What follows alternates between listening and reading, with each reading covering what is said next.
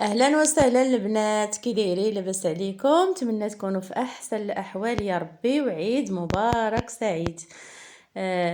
حاولت نبدل المقدمه لان بزاف ديال البنات كيتفرجوا فيا كيهضروا معايا في الخاص، كيقولوا لي السلام عليكم البنات، السلام عليكم البنات. واخا هذيك السلام عليكم البنات راه من طبعي، ماشيش غير كنديرها هكاك، راه هذاك هو الطبع ديالي. حتى في الواتساب كنجاوب البنات هكاك. كي دايرين؟ لاباس عليكم؟ اليوم ان شاء الله عندنا هاد القليب الرائع، زوين زوين زوين بزاف، وبواحد الطريقه اللي هي سبيسيال. يعني المذاق كاين المنظر وكاين المذاق خطير، لانهم جوج ديال القليبات مزيين بواحد التعليكه زوينه بزاف. ان شاء الله ان شاء الله التعليكه اللي حضرت في هذا القليب هذا غنشاركها معكم ان شاء الله في شي فيديو من بعد. دابا يا البنات غندوزو نشوفوا الطريقه باش غنصاوب هذا القليب هذا. هنا عندي القليب جوج ديال القليبات مزيين، راه سمحوا لي هذاك المقطع ما عرفتش فين مشى ليا ولا ما صورتوش، ما عقلتش. المهم راه هادشي اللي وقع. جوج ديال القليبات رقاق صابلي زوين مزيين على جوج، بواحد التعليكه ديال الحامض زوينه بزاف. كما قلت لكم راه غنشاركها معكم ان شاء الله فيديو من بعد.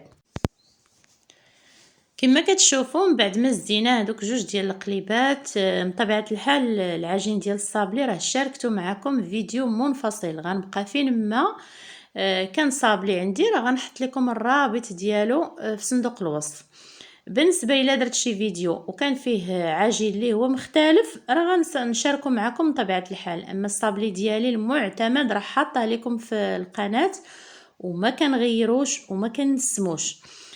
حيت انا كنخدم بالتعليكات او كندير منسمات في الفينيسيول، يعني ما كنسمش العجين نهائيا، كنخليه طبيعي 100%.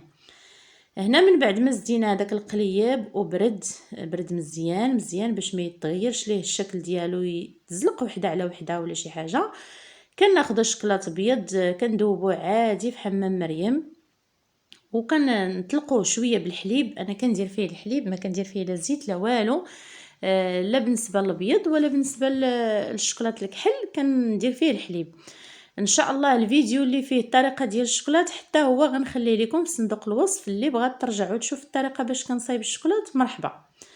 كما كتشوفوا معايا ندير هذاك القليب في الشكلاط ابيض وكنحطو في هذيك الشبكه. من بعد ما كيتقطر واحد شويه كنديرو في الطاوه اللي هي كتكون ملبسه بالسلوفان او بلاستيك او شي حاجه بحال هكا، وكنديروا ليه هذيك لوريضه ديال ديك الطريف ديال الورد البلدي اللي كيكون زوين ونقي خاص بالحلويات. من بعد كنديروا شويه ديال هذاك الخشخاش من الجناب باش هكا يعطينا واحد المنظر اللي هو زوين. الصراحه البنات ما عرفتش كيفاش تصورات لي هذه اللقطه في هذا الشكل هذا، ولكن صافي تصورات اللي عطا الله عطا، ما عندي ما ندير.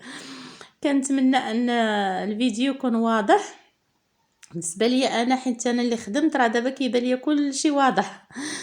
هانتوما كتشوفوا عاودت معكم وحده اخرى. كنقطروا في الشكلاط كنخليوه يتسقطر شويه، او لا ما عندناش كاع هاد الشبكه كنديروا فوق البلاستيك وكنحولوه من بلاصه لبلاصه قبل ما ينشف، باش هكا يكون فيني لينا من الجناب ويكونوا هذوك الزوائد اللي في الجناب ما يكونوش عندنا، ويجينا القليب مفيني وزوين. صافي من بعد ما كنفينيوه بحال هكا كنحطوه في الطاوه كما قلت لكم وكنخليوه حتى ينشف مزيان. دابا الحال سخون راه كياخد شويه الوقت، وإلا كان الحال بارد راه دغيا دغيا نص ساعه ساعه الا ربع كينشف لينا مزيان مزيان. من بعد ما كينشف البنات كما شفتوا راه حنا سالينا الطاوه ديالنا.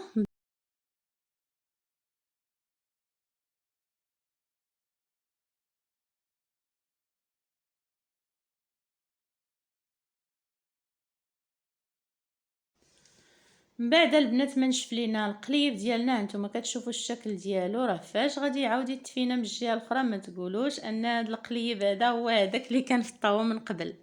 سبحان الله العظيم، الفينيسيول كيغير الشكل تماما.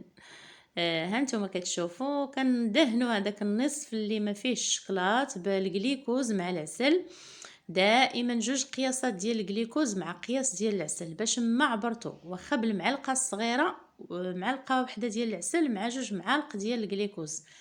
صافي. وكنديروا الكاوكاو كونكاسي محمر، كونكاسي رقيق محمر في هذاك النصف الخاوي، يعني النصف اللي دهنا بالجليكوز والعسل. هاد الجليكوز والعسل البنات كيجي زوين، وما كت الحلوه ما كتوقع ليها حتى شي حاجه، يعني هو كينشف ماشي بحال الناباج مع الجليكوز. الناباج كيخلي لينا ديك الرطوبه في الحلويات.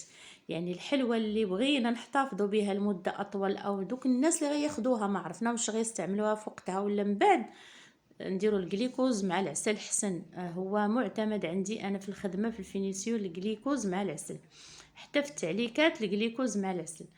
كما كتشوفوا الشكل ديالها كيفاش كيطلع، كتطلع البنات زوينه، والصراحه حتى المذاق ديالها رائع رائع بزاف، لانني انا ذقتها وعارفه علاش كنهضر. هذيك المزيج ديال ديك التعليكه ديال الحامض مع الشكلاط الابيض مع هذاك الكاوكاو كونكاسي اللي هو محمر مزيان مع ديك الحلاوه ديال العسل، هو تخيلوا معايا النتيجه اللي غنوصلوا ليها في المذاقات، او مذاق واحد في الاخر. البنات الفيديو ديالي سالا، كنقول لكم السلام عليكم، حتى الفيديو الجاي ان شاء الله. ما تنساونيش من واحد اللايك، الله يسهل عليكم، راه دائما كتنساوني. المشاهدات كيكونوا اكثر من اللايكات، ما فيها باس. اللي شافت الفيديو ضغط لي على واحد اللايك وتخلي لي واحد التعليق صغير، واخا غير قليبات ولا وريضات ولا اي حاجه. يلا بسلام عليكم، حتى الفيديو الجاي ان شاء الله.